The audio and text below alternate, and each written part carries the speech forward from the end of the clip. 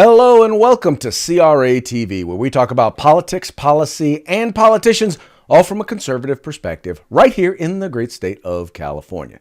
So please take a moment, like and share the program, and encourage your friends to do the same.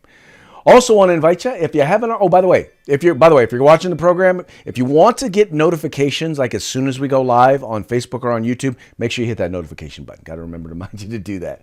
All right, also want to encourage you, we are a membership organization, and as such, we advocate and we work to help elect like-minded conservatives at all levels of government, from dog catcher all the way up to President of the United States. In fact, here's a brief video that tells you just some of the issues and the topics, the things that, how shall we say, are important to us here at CRA.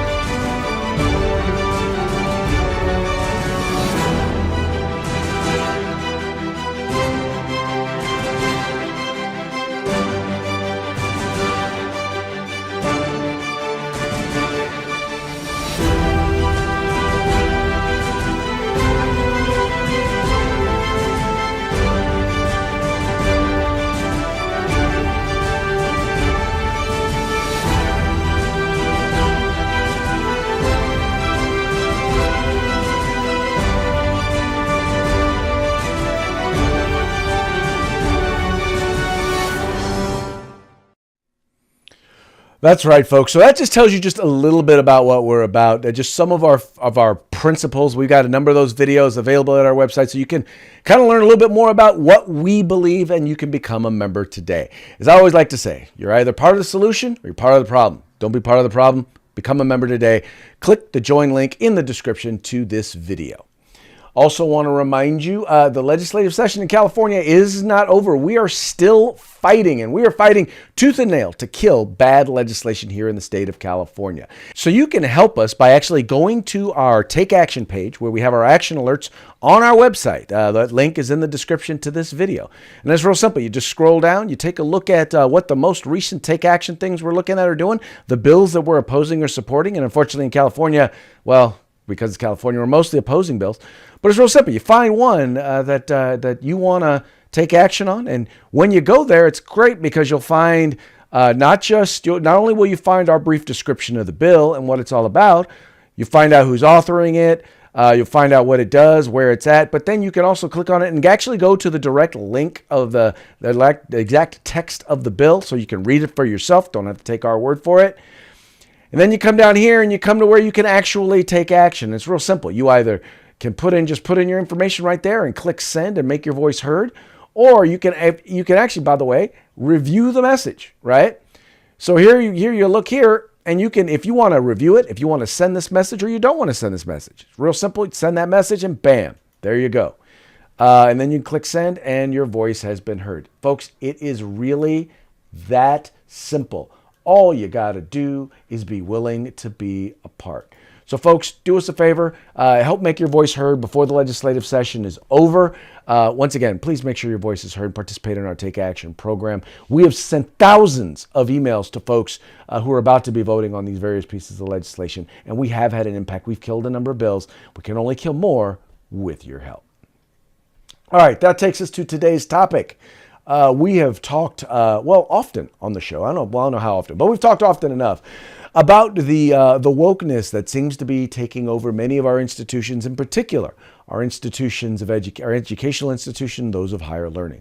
Well, there was an article that was it was originally in the Orange County Register, but it was written and produced by the folks over at the Pacific Legal Foundation, and they're talking about this new loyalty oath that they are forcing folks to sign on to, right? And when I say forcing folks to sign on to it, in essence, what they are doing is that they are requiring that instructors sign these forms saying that they're going to promote wokeness, that they're going to promote the new anti-racism, anti-racism stuff, curriculum that is, in fact, very, very racist. And that not only do they have to assess it and include it in the curriculum that they teach, but in terms of how they assess students. Folks, this is very, very bad stuff. And to tell us a little bit more about it, we have both the co-author of this particular piece and a gentleman from the Pacific Legal Foundation, Mr. Daniel Ortner. Daniel, welcome to the program. Thanks so much for having me. Excellent, sir. So before we get started, can you just do us a real quick and kind of let folks know a little bit about the Pacific Legal Foundation, and then a little bit about this particular op-ed that you guys ran and what's going on with the California community colleges? Sure. We are one of the nation's oldest and most prominent public conservative or libertarian public interest law firms in the country. We fight coast to coast defending liberty. We specialize in fighting for equality under the law and opportunity, reducing the size of the government, and fighting for property rights. And we've been up at the Supreme Court more than a dozen times. We have at least two cases up in the next term of the court, which we're really proud of and excited to keep fighting and winning, helping people defend their liberty.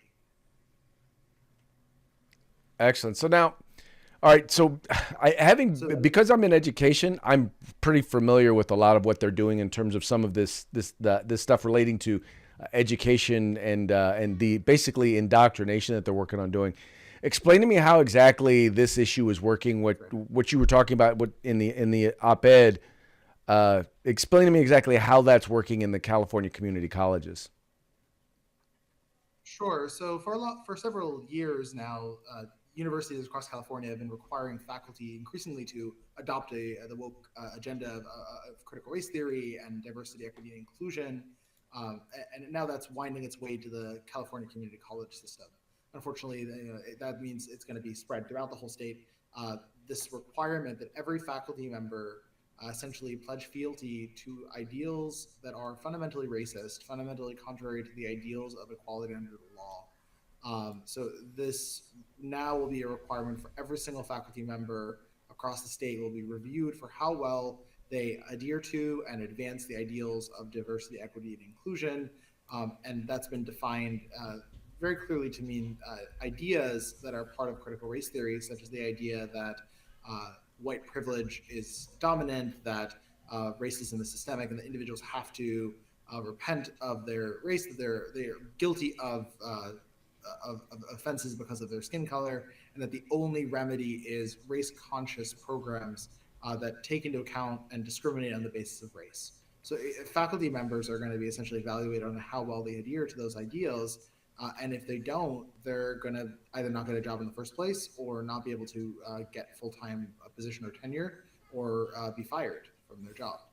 What's interesting is once again, all of this is being done in the name of quote unquote anti-racism. So in other words, the whole goal is supposedly to be against racism, but the answer in terms of how to be against racism is by instituting racist policies. And by the way, in case you folks are wondering, it's not just racism against whites. It's basically telling black students, you are oppressed and you cannot be successful on your own because clearly you are incapable because the man is keeping you down. Yeah, it's defining people solely based on their race. Ultimately, if you are defined by your skin color, it's the opposite of Martin Luther King's vision of a country where you're not defined by the color of your skin, but the content of your character. People are being defined by what they look like. If you are white, you're an oppressor. If you are black, you are a victim, or another minority group, you're a victim. And that is dangerous to students and to really society as a whole. And this is really what's being pushed. It's really really ironic and euphemistic, as you said. This in the name of diversity, in the name of equality, they're pushing these ideas that are ultimately fundamentally racist, fundamentally anti-equality. Well, and on top of it, and by the way, it's not just the context of what they're teaching, but how they're being asked to administer their classes in their universities, how they're in fact being asked to grade their students is how this is being implemented. Yeah, and this is, equity is supposed to pervade everything they do, the lens of everything they do, and so that's the framework they're asked to look at every class, to look at every lecture they teach, to look at how they're evaluating students, and that is going to be result in discrimination against students. It's also going to result in discrimination against those who disagree, who push back against these ideals, who raise a voice and say, no, this agenda is wrong. They're going to be marginalized even more so. And now, and none of their all their teachers are going to be indoctrinated or very clearly one-minded on this topic. So students that dare to disagree are going to be even more and more pushed to the margins of society. Well, and what's really interesting, what's funny about it is that first of all, there's no debate, because first of all, they don't believe in logic, because logic and critical thinking is actually a construct of whiteness. So therefore, it is racist to try and debate anything, to ask for data to prove why this methodology, this theory makes sense. And then if you start to talk about, if you object, if you're white and you object, even if you do so factually, even if you bring data and information, well, you're racist.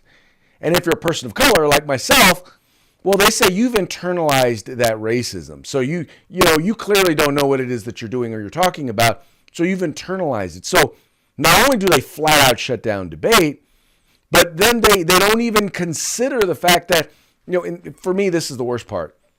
When you're telling students who are coming from a challenging background, you're telling them that the only way in which you can succeed is if we dumb down the system for you, if we make it easier and we let you through, then what you're telling them is that they are incapable of doing it themselves, of being successful on their own. And what you're telling the system is, other students is, you're also telling them that those students aren't able to be successful on their own. And ultimately, it harms the very minority students that these programs are meant to help. When you push people into programs that they're not qualified for, that they're not able to succeed in, it creates mismatch, it creates dropouts, people that fail and don't live up to their potential. So it's harming also the very people that these programs are intended to help are the ones that are being hurt by them the most, ultimately. It's really perverse, and like you said, that not really a willingness to look at the data, ultimately, that the data shows that affirmative action programs, race-conscious programs don't help the people that they're intended to help, that they actually harm them. Well, and they ignore many of the underlying issues that we're dealing with, such as growing up in a single-parent household, which is probably the greatest indicator of success or failure in society, whether it's academic, social, whether it's in dealing with the criminal justice system, no matter how it is. Having a mother and a father there in the home makes a significant difference. But it completely ignores that. It completely ignores the role that poverty plays once again, in all of those things as well, in literacy and education, and whether or not education is valued in the home. All of these are factors that play a much greater role than does one's race. And the fact that they also, yeah. So they also ignore barriers to opportunity that are in place in society, the laws that bar entrepreneurship or the limited, for instance, putting businesses up to a competitor's veto, or if you want to get a license to enter into a trade, you got to go to your competitors and get their approval to begin your business. Those kinds of policies are contributing to poverty and reducing opportunity and disproportionately harming minorities. So we got to look, I think, critically at those kinds of policies that reduce economic opportunity, and really equality and opportunity are closely linked together. When you improve opportunity, you're going to improve the well-being of everyone, regardless of their race. Well, and that is the thing, is that it's about equality of opportunity. And just so folks understand, one of the confusing things they do is this complete and utter takeover of language. Things like equity, like you hear equity and you think equality, where we're going to treat everyone differently. And equity is actually, no, we want to try and control the outcome by affecting what resources are made available to you and how we treat you. So we're going to treat you differently. But what's even worse is it's not even how we're going to treat you, the individual. We're going to make assumptions about you because of your race, and then we're going to treat you like that and provide you resources based on nothing more than the color of your skin. Yeah, that's right. It really is perverse. You said a distortion of language, equity. You think it's something we would aspire to, but it really means, like you said, that the state is going to be taking race into account, denying people benefits solely based on their race, and this is, I think, unfortunately, the increasingly widespread in California and throughout the country. These programs that are denying people access based on their race. We saw this with COVID-19, for instance. States denying medical treatment based on race, denying access to antivirals and antibodies and or antiviral cocktails and treatments based solely on skin color. So it's really, I think, disturbing. Really, an allusion back to a time in our past that I'd hope we'd all move past. Well, and even worse is it creates a level of racial animosity that, if you want to create racists, keep doing this. Keep treating people differently. Keep saying that, look, if you are white or if you are white adjacent, meaning you are part of an ethnic group that is, or cultural group that is more successful than, you have more successful people in your community than you should, such as Chinese, such as Indians. If you want to create hate, keep denying opportunities to people who have earned it, and keep treating people differently because of their race. Eventually, what you wind up doing, it becomes a self-fulfilling prophecy, doesn't it? That's right.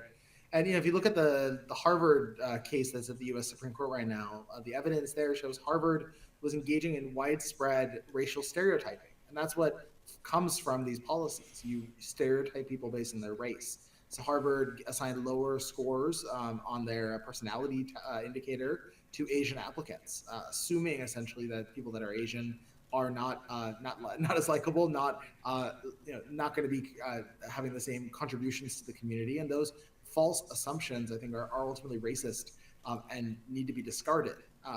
These policies that are focused on race and treat people like they're different based on their racial identity create those kinds of stereotypes and ultimately foster hate and foster inequality. So now, this policy, this is a policy that's being implemented at all community colleges, or just certain community college systems. How exactly is this policy working right now? So this is a new policy by the whole California community college system.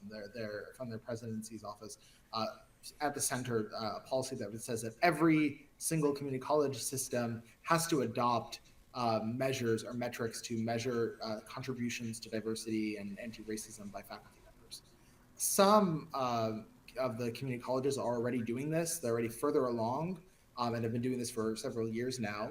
I've heard some really awful stories from faculty members who are interrogated if they dare to speak out in favor of the principles of equality. If someone expresses the view that everyone should be treated equally regardless of race, or echoes Chief Justice Roberts in saying that the way to stop discriminating on the basis of race is to stop discriminating on the basis of race. If someone dares to express that, they're going to be criticized and ostracized on their campuses. That's already happening in some parts of the state. It's going to be spreading to the whole California community college system, which is going to affect millions of students across the state of California. Not just the most elite institutions, but really the institutions that affect the most Californians across the state of California. So it's really going to be absolutely pervasive throughout the state. This is insanity. So, folks, look, by the way, in case you didn't know, in the state of California, you have the ability, you vote for the people who run your local community college districts. So keep that in mind when you are voting during the election cycle. I know most areas community college boards are up in the fall. So keep an eye out. See if the person running for community college district in your area supports madness like this. And if they do, then you need to make sure that you vote for whoever is running against them. If nobody's planning on running against them, make sure someone is running against them. Daniel, how do folks follow the... It's been amazing to see the country. Oh, sorry. Oh, no, go ahead. It's been amazing seeing across the country people pushing back against this kind of policies, running for school boards and enacting policies against this kind of these woke policies. So I think your exact advice is exactly right. We need to hold those that push this agenda accountable and advance policies that ultimately advance equality and advance equal treatment for all, regardless of their race.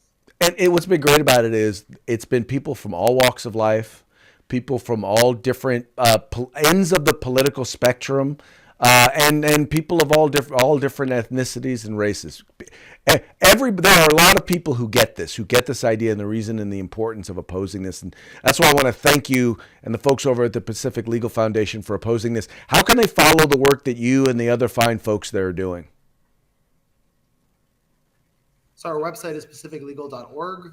We're also on Twitter, on Facebook, on all kinds of social media platforms. You can find me on there as well. I write and speak about these issues quite often. We are working, been talking to professors in the system that are upset about these changes. If you are affected, please reach out. Also, I'd love to hear your story about how you are affected or will be affected.